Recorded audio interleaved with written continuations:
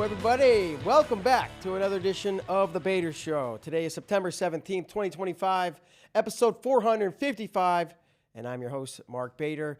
I'm really excited about today's show, something kind of new and exciting happening in the world of wrestling. I'm sure people have heard FloWrestling, this Claw League, what's going on with it. Well, we're bringing on one of the co-founders, Eric Brugel. He was also an All-American at Penn State.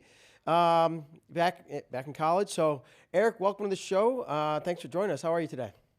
I'm great. Thanks for having me on, Mark. Awesome. Well, just a couple quick things before we get into Claw. World Championships have been going down this week. Super exciting time. Anything jump out at you from the Worlds? Oh, in the Worlds, I think it's all been awesome. Yeah. I mean, obviously, seeing Zahid dominate like he did was great. Having Kyle Snyder win. I mean, Trent Hidley's comeback was epic. So, Helen Maroulis winning too was awesome. So we're seeing it on all fronts. I mean, I think, USA performed really well. I think so too. And there's the other thing, obviously being an All-American at Penn State, knowing the kind of run they're on, like that's got to feel good and to be a Penn State fan. But like, can you believe how dominant and good they are? No, I mean, they're as dominant as any team in the history of any sport, so would have been very hard to predict that. Of course, the staff and all the resources that Penn State puts to it are, phenomenal. And, they've achieved just an incredibly high level, and just their ability even to continue to perform at such a high level, in particular in, those really tight matches in the semifinals and the finals every year, has really been just, otherworldly in many ways. Yeah, without a doubt. All right, let's get to it. Claw, Champions League of American Wrestling. Yeah.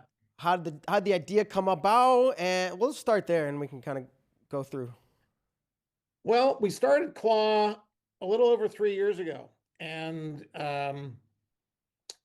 basically my partner Tom Houck was with a group of guys who started talking about doing a league. There was some talk about it being a freestyle league or other kinds of things. And we then, he and I sat down and started discussing it and saying, look, if we think there's something that can be really financially viable long-term, that, for wrestling to be a more successful media property, there had to be a lot of changes in the, in the format and the presentation of it, to allow us to be able to branch out and grow the audience of wrestling, not just try and attract the current core audience that we have. That's obviously Flow subscribers and people who are watching on the Big Ten Network, but to try and, grow it to a much bigger audience. And we've had amazing sort of what I'll call, movement and growth in combat sports over the course of the last 15 years with UFC.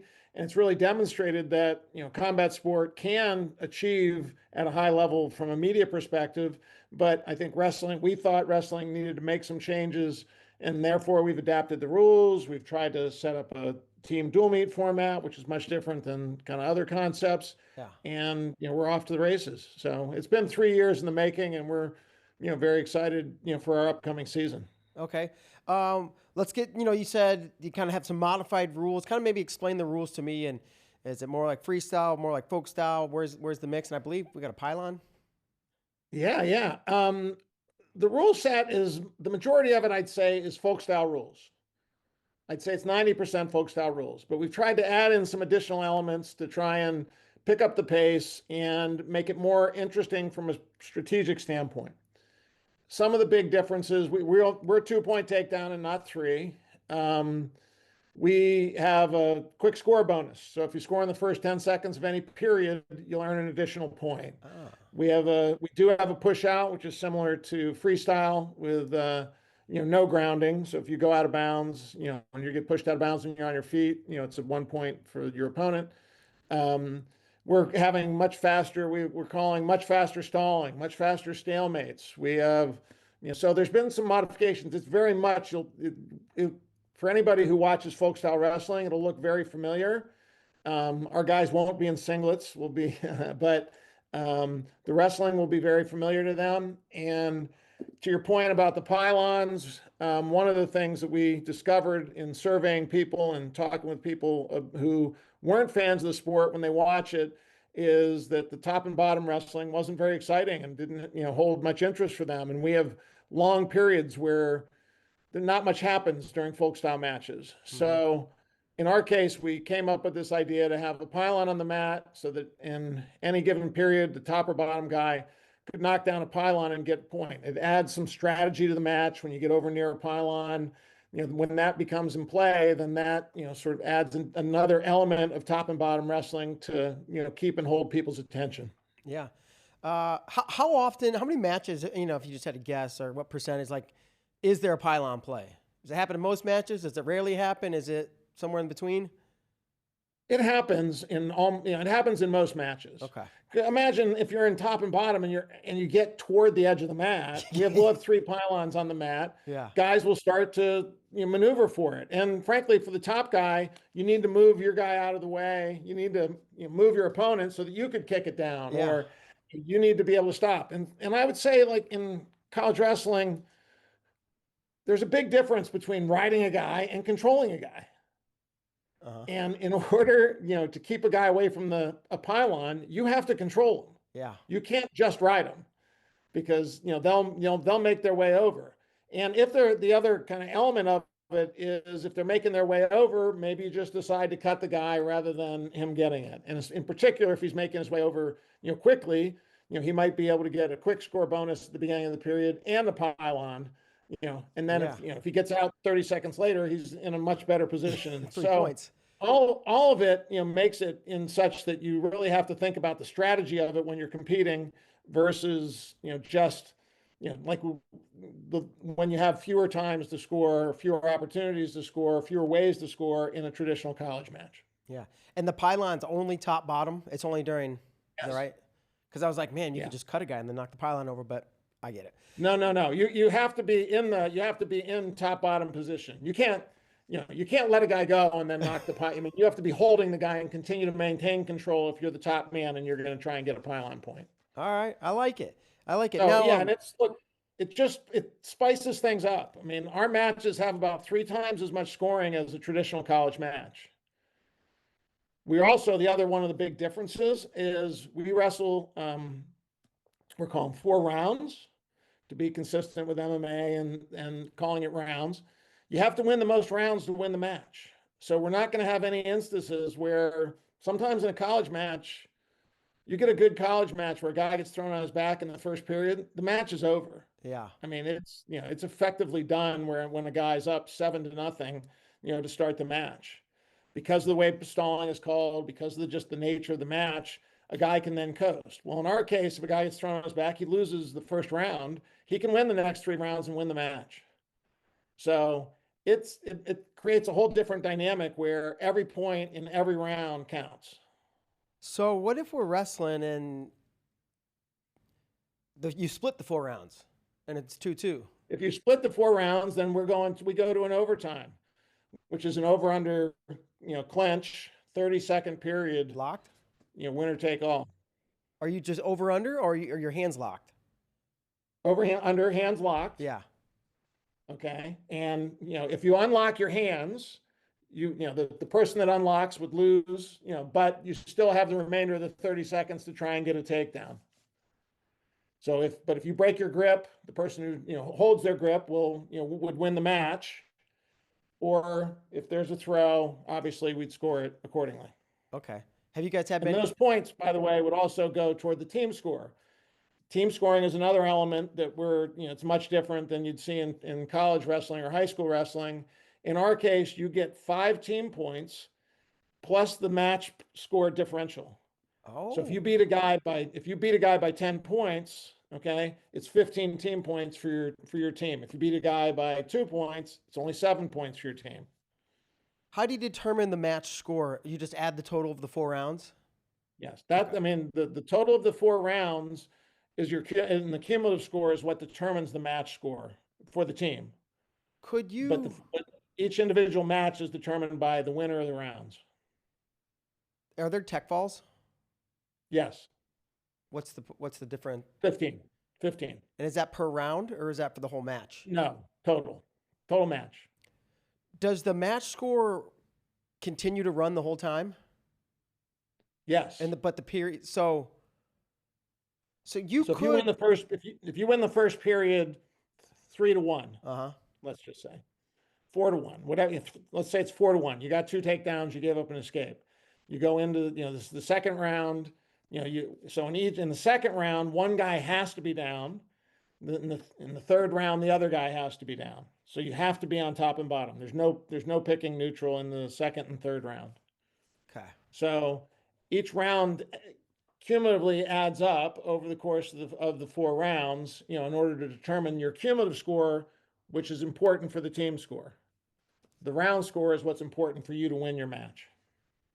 Could you score less cumulatively, but Yes. win, right? You could Yes. 2-1, 2-1, 10-0, 2-1. Yes. Interesting. Yes. So you could lose the match, and the You other could team. you could win the most rounds, but lose by a cumulative score. In that case, on the team score, let's say you lost by 4 points. Okay, then your 4 points is subtracted from the 5 points. Okay, you can't get less than 0. But if you won the match and you actually lost the cumulative score by 6 points, there would be no change in the team score. Wow. So you can't go to you can't win the match and get negative points. Right, but you can You not. can, but you can not get your 5, Yeah. fixed points, So team for a scores win. can be wild because of these differentials. If they're and how do you handle Yes. pins with team score? Pins are 25 points.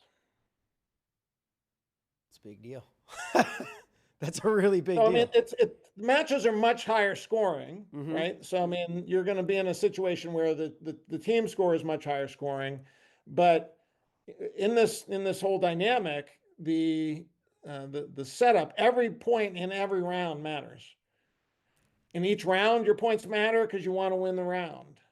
In each match, your points matter for your team. Yeah. So if you're not going to coast, if you're up by 3 points with 25 seconds to go, you still have incentive to continue to try and score for your team. Yeah. Yeah. I like that. Literally, every point matters. Every point literally matters. And in addition to that, in particular in comparison to say college style wrestling, we're going to call stalling fast. If you are not engaged in trying to score, you can get called for stalling. If you're called for stalling and you immediately start to back up and try and avoid action, even because you might be ahead and at the end of a match or something of that nature, you can get called again 3 seconds later. It doesn't matter. If you're stalling, and you should get called for it. Where do you get? Do you have like a? I'm thinking about the referees, right? So the rules are a little different, and your interpretation, the claw interpretation of stalling is faster. Which okay, cool. Yeah, where do you find the refs? Do you have a handful of refs that do all of it, and they've learned? We've had some refs we've worked with. We've been doing this for 3 years, Yep. so we've probably done 100 matches. You can see a Yeah. a sort of test pilot that we did a year ago, an event that we called the Claw Invitational. You can see on our website, which is at wrestleclaw.com. And yes, we've had referees that we've worked with over the course of that time that are trained up, but we currently only have probably a half dozen refs, who've participated with us and who really understand what we're trying to accomplish with the rule set. Okay. So Awesome. we're working on more. We're working on trying to train up refs. We've had some interest from some people in using claw rules to do it at some youth events. Because it's fun and exciting and the kids are really get into it. And so we're working to try and train referees to, work toward that objective. Okay. All your events are dual meets. You don't have tournaments, right? Except for that Claw Invitational that you spoke of, but it's all team, right? The whole idea behind Claw is to use the sport of wrestling to engage and entertain. So we have this structured as our professional league. And the league is basically set up with 3 teams. We have them set up in 2 divisions. They're going to wrestle round robin, and the winners out of those divisions are going to go to our Super Duel, which is going to be in Pittsburgh on the Saturday after Thanksgiving, November 29th. But we'll also experiment with other concepts. One of the concepts that I talked to people about is that I'd really like to, work on is what I call the half-ton challenge. Half-ton challenge? And I'm going to, yes, it's going to be a half-ton challenge, and we'll get two. So the average weight across all 10 college weight classes is 170 pounds if you add up all the numbers. Divide by 10. And so my idea in this is to say, look, we'll give you six. You guys give us six guys. You can weigh 1,000 pounds. We don't care who weighs what, and then we don't care who wrestles who. So we'll go out there, do paper, scissors, rock to see who gets to go and throw their guy out first. And then the first team puts a guy out, and you don't know who amongst the six guys on the other side is the guy coming out to wrestle that guy. You might put out a 140-pound guy, and he might wrestle a 170-pound guy. Mm-hmm. So in the half-ton challenge, it creates a lot more strategy and a lot more of the dynamics that you might be curious about to say, oh, well, how would that guy do against that guy? Well, they wrestle in the wrestling room. Bigger guys wrestle smaller guys all the time. We just bring it out and do a match in a different kind of format. That's something else that we'd like to test at some point. It's way outside the box, but yeah, it's got me thinking. It's got me thinking like, okay, how would this work? What guys do you get together? And they're not all going to be in the same weight classes. Any other? Well, that's one idea. I think that from the standpoint of media and trying to draw in a bigger audience for wrestling, we need to challenge some of the hard and fast constructs that the sport has abided by, since the beginning of time. That seems like I was a huge WWF fan when I was a little kid. And they used to have the battle royals where you have 10, 20 guys in the ring, and they're all different sizes. You got to throw the guy over the top rope. It's like, this is not the same, but it's well, in this case, Mark, what you'd have when you have that kind of six guys and you don't know who's going to go out, there's 720 different combinations of matches that could occur. It's not just A and B, one and two, first two guys wrestle, and then, and you have, like six different combinations. In this case, you'd have 720 different possible combinations of outcomes of who's actually going to wrestle who. And really, you could do the half-ton challenge, and you could have the same two teams go the next day and see zero of the same matchups. Right. Or a series, where it's you do the dual meet, best of three dual meets, and look, and in those cases, you might have a smaller guy compete against a bigger guy, and the win for his team is not losing by very much. Yeah.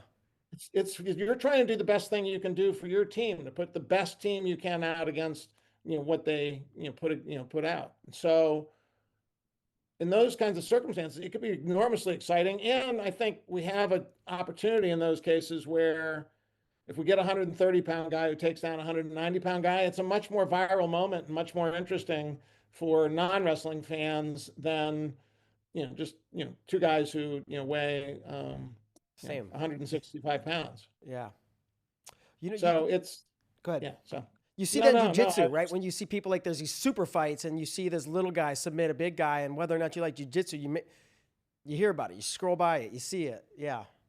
Yeah. I mean, we want to use the sport of wrestling to engage and entertain people.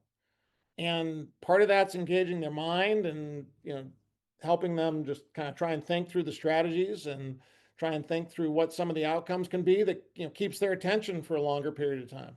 Yeah. So you guys had a draft not that long ago. Tell me about the draft, the idea behind it, how it went. Well, it went awesome. I mean, I think, that our idea with the whole league is to have a lot of the concepts that are entertaining for fans, that, the traditional big media sports leagues have, the NBA, Major League Baseball, and obviously the NFL. And so we had, a couple hundred people register for the draft. And we were really excited about the athletes, that, want to participate with us. Excellent. Events, you've had events, but looking forward, right? What's the next thing in the schedule and what are things building towards? Well, we're going to, so we had the draft in July. It was awesome. We had it at Harrah's in Atlantic City. You can see it broadcast on our website. We had over 20,000 views of that, Awesome. event. And we really didn't market it at all. It was really, pretty exciting for us. We're going to be wrestling the first season, coming up in the fall. We're going to have, our opening night is going to be October 28th. We're going to have, the first, dual meet. And dual meets are going to be on Tuesday nights and Wednesday nights. Tuesday nights are going to all be free. They'll be on Flow. They'll be on Claw Total Access. They're going to be on other streaming channels.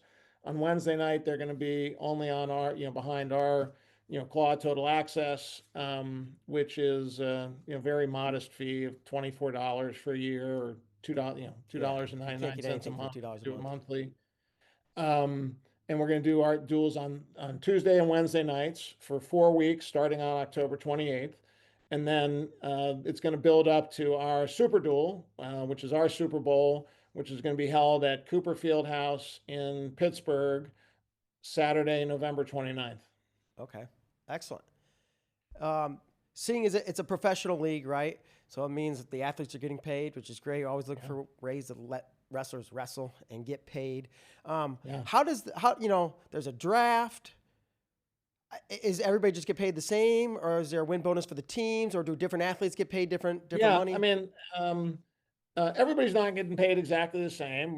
Some guys got some bonuses for participating, but beyond that, everybody, you get paid more if your team wins. You get paid more if you win. Mm-hmm. So everybody gets paid for each match. Everybody gets paid, more if they win, more if their team wins. All right. You guys mentioned, I read your website earlier, like, that this has been done before. People have tried leagues. There's a couple others kind of happening right now. Flow tried one a few years ago. Nobody's been able to seem to, everybody can get the race started, but nobody can keep it going, right? Yeah. How are you guys planning on accomplishing this? And I guess, what is success? Well, I mean, I think, like, as you said, I mean, in some ways, success is being able to stay alive and continue to put out events and continue to make it work. So in comparison to some of the prior efforts, this is not a card. This is way different than some of the current things that are out there. Yep. This is building off of the tradition and some of the most entertaining parts of wrestling, which are, using the dual meet concept.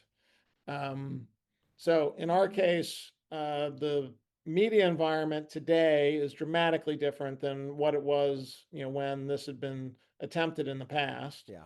Yeah. I would say that the most legitimate attempt at doing a professional league in the past was Real Pro Wrestling, which was done in 2008, I believe. So it's been now 17 years, since anybody's made a real attempt, and the media landscape has changed astronomically in that time frame. Absolutely. I'll also add, Mark, in that time frame, it's been demonstrated that combat sports are, something that, people just love. I mean, you've seen UFC explode.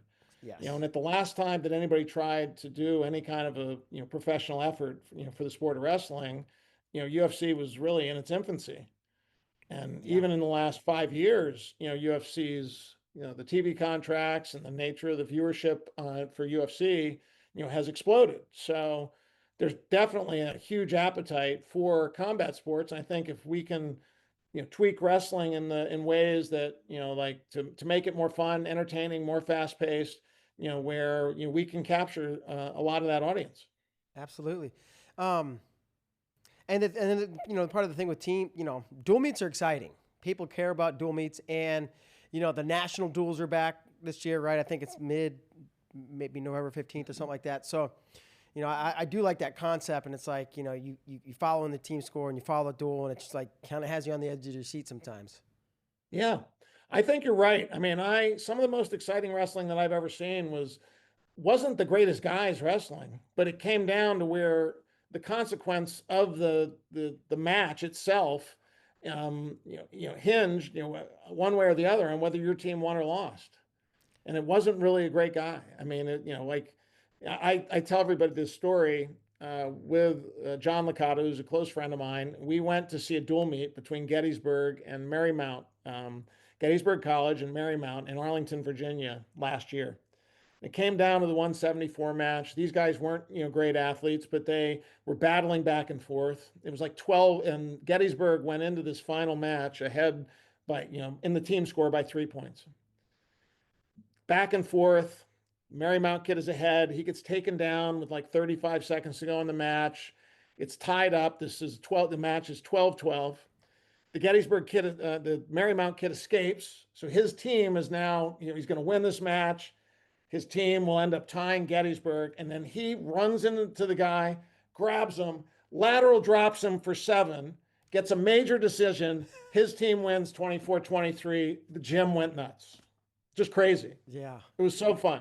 Yeah. And really, that kind of outcome wouldn't happen unless it had built up over the course of the dual meet and then, culminated in a really exciting end to that match. Yeah, I think of some dual meets that or even the case where sometimes it's like I just can't get my ass kicked. I just got to lose, Right. I got to keep that score. And this isn't working on, this with you guys is every single point. It's not like get to 8 or get to 15. It's like, keep going. Keep going. And you're going to help your team. And then look, and if your team wins, everybody on the team wins more money. So your teammates are like, have at it, man. We want to see you going to town. Yeah, yeah. I want that additional check. So I think, dual meets, and it also, like, when dual meets go back and forth, and if you're vested in it, it holds people's attention for longer. Yeah, yeah. I So remember. it gives you a reason to want to say, oh, I want to watch this next match. Because I like the Hammers, and I want to see the Hammers win, and we have great guys coming up, and I want to see what that outcome is. Yeah, and I like that you guys are you're thinking about the audience, you're thinking about the viewer, you're trying to create viral moments, right? Trying to like weave in today's landscape of media, which is interesting, and I think a smart move. And then another thing I noticed is you have recognizable names as your team leaders, right? You have basically some influencers and like wrestling influencers and people who of note. Talk about the decision to do that. Yeah, look, I think the idea is to have general managers, select the teams, and it's general managers who might, have, some audience and sway, in particular with the wrestling community currently, that can get the word out. So, like, somebody like Anthony Robles participating with us is, extremely exciting, and I think Anthony's a great ambassador for the sport, and we're excited to have him involved. But all of our general managers, we've got Giorgio Poulos, who's great, on social media. We've got Billy Baldwin, and we did do a contest, to determine what one of the teams was, and we got a group of former wrestlers, who are the general manager for the Enforcers. Oh, excellent, excellent. How much, the vision from day one and where you are today, and maybe what the vision is today? What's changed, or nope, or exact the same? Well, we've adapted all along, and I think like one of the things that is really critical for the sport is to have an entity that's out with fans in mind, trying to grow the audience. And the 3 elements of it, I'll boil it down into the acronym AIM, which are adapt, innovate, and market. No one's ever really put any kind of money into marketing wrestling. In some cases, there hasn't been a ton to market. A lot of the social media, even for the college teams and whatnot, are just sort of go into the wrestling echo chamber. That is the same sort of Fans, couple 100,000 people probably who are all viewing some of the same content, and we're not getting out of the echo chamber. And so I think we got to create content. We got to go out and market and show our content to different audiences in order to try and get them excited about what we're doing. And when we do it, it can't be something that's really boring. And unfortunately, with the structure of the rule set and the nature of the way college and freestyle wrestling is officiated, it's such that when we get spectacularly good athletes, those are sometimes the most boring matches. Mm-hmm. These guys are so good, they're really hard to get out of position. And they're really hard to score on. And so you might see like a 1-1 match, and in those kinds of circumstances, it's not good for fans. It doesn't, or new fans. Yeah, yeah. You might be all excited and you get your neighbor to come over and watch, the NCAAs. What is this? And you're like, and I say this pejoratively, but I do mean it's like, you're watching, two guys, wrestling, like one guy's fixing the other guy's hair for like 15 minutes. Yeah. And they're not committing, and they're not doing anything in order to try and make it fun for fans. And I personally have issues with, some of the ways, college wrestling is officiated with regard to stalling and other, kinds of things that I just don't think are entertaining. So we got to make it more entertaining in order to draw in a bigger audience. And so that's what we're doing. I love it. And claw wrestling, you can catch it, like you said, on Flow. You have a pass. What's the pass is called? I was looking at it earlier. But what's that $24 pass? What's that called? Total Access. Total Access, right? Total Access. That's we're also we're also up with our fantasy leagues. So fantasy's up on WrestleMadness.com. Okay. So there's going to be a couple different kind of claw fantasy options. The one sort of what I'll call, draft, where you have a budget, of, points that you can put toward athletes. We're going to have, 5 prizes, the top prize being $1,000 for the winner of, that, portion of, the claw fantasy. It's broadcasting on Flow. Does that disqualify me, or can I win the $1,000 if I do this? Am I eligible? Yeah. All right. Yeah. Look out, folks.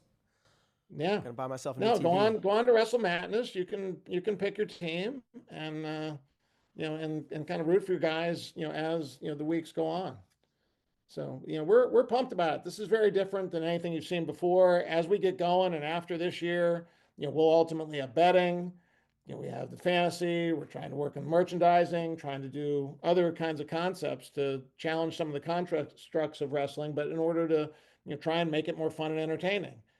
Our pylons are one of the ways that that some people who are sort of hardcore,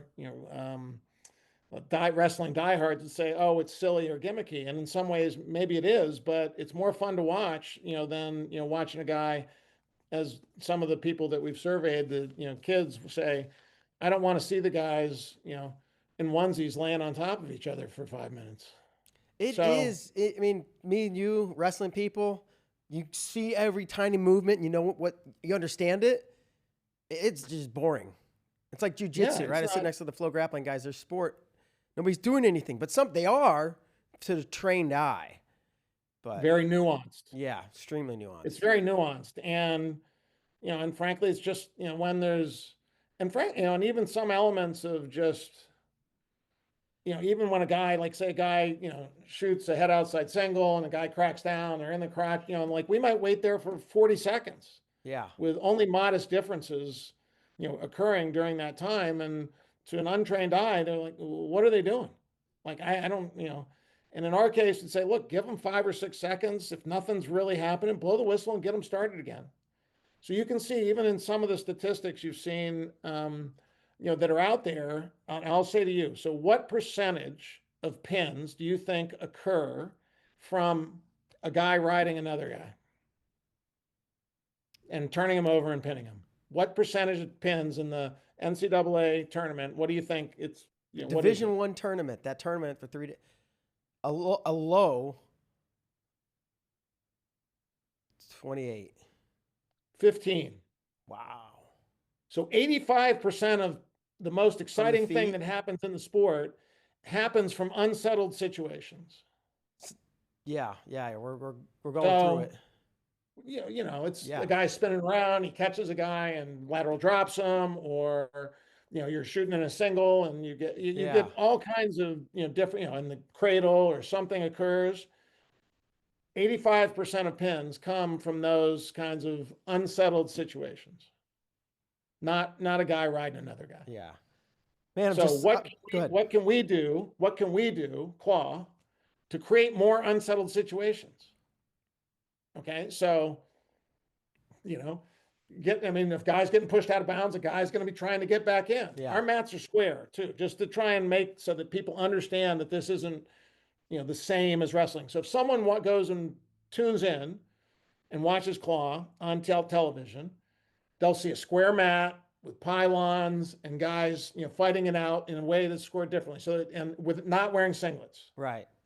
compression gear, square mat, they'll be like, oh, this is different. Maybe I'll give this a chance. Yeah. It's not the boring stuff that I'd seen in the past. So, and as part of that, and the way that the rule set is structured, with every point mattering in every match, and with trying, with calling faster stalling, faster, stalemates and situations, get them into the situations where exciting and fun things can occur. Okay, don't let them linger in situations that are boring. So if we can do that, we can create really fun content for all kinds of fans, that then when you tie it into fantasy, you tie it into betting, you tie it into watching the whole match, it'll be really fun for people to watch. Yeah, this sounds great. This sounds super exciting. I'm pumped up. You said October 28th? October 28th is going to be opening night. Okay. Yeah. Excellent. So how many duels will be on October 28th? One. Okay. So we're going to do 28th, 29th, a week later, Tuesday and Wednesday. So, the entire season will end up really being 9 duels. Okay. So, for us this year, it'll end up being, a little over probably 20 hours of content, but it's going to be spread out over 8 nights and then leading up to our Super Duel on Saturday, November 29th. November 29th, the day after Thanksgiving, I think you said. And where? It's the Saturday after Thanksgiving. In Pittsburgh? Is that what you said? In Pittsburgh. Saturday. In Pittsburgh. 2 days after Thanksgiving. So, all right, we start in October and we run for a month. Yeah, we're excited. We're really excited to be here. We've got great athletes. I mean, we have 21, NCAA Division I All-Americans. We've got, 42 NCAA qualifiers. We've got several members of the world teams. And Rutherford is wrestling with us. World champion. World champion. We've got, Ian Parker, Demetrius Thomas, and Jared Jacques, who are current, world team members. Former, multi-time All-Americans like Nate Jackson and Peyton Hall and Eric Barnett. It's going to be really fun. And we think these athletes are awesome, and they have got a format where they're going to be able to go at it. Shane Sparks is going to be announcing the matches for us with Mike McMullen, and we're pumped up, for the season, the upcoming season, and having it on Flow and working with you guys to get the word out. Heck yeah. And selfishly, right, I'm pumped to see Zane. He goes to the Olympics. He doesn't wrestle this year. You're like, is he retire? He didn't really announce retirement, but no, he's going to continue. And man, that guy's a hammer, and he's always been fun to watch for me. So he's awesome, and he's got tough guys to compete with. Yeah. So I mean, it's not going to be. He's not going to be. These guys aren't pushovers. So it's going to be very fun, and in the different format, is going to really perk things up. Yeah, well, I can't wait. October 28th, we'll keep an eye out. Eric, I'm going to leave you kind of with the last words, final thoughts, if you want to kind of close this out here, and any other thoughts on Claw and whatnot. Look, I mean, I'll say, come watch Claw. It's more action, more scoring, more strategy. More action, more scoring, more strategy. We love it. Eric Brugel, I appreciate it. He's the co-founder of Claw, and they're going to be having some exciting wrestling coming out later this fall. So keep in touch. You can watch it on Flow and get the pass over on WrestleClaw.com. Yeah. Thanks, Mark. Really appreciate being on. Thank you, Eric. Have a great day. Appreciate it. Take care. All right. Bye-bye. All right, folks. That is going to do it for today's show. Go check out some Claw wrestling going on this fall, and we will see you guys later. Thanks.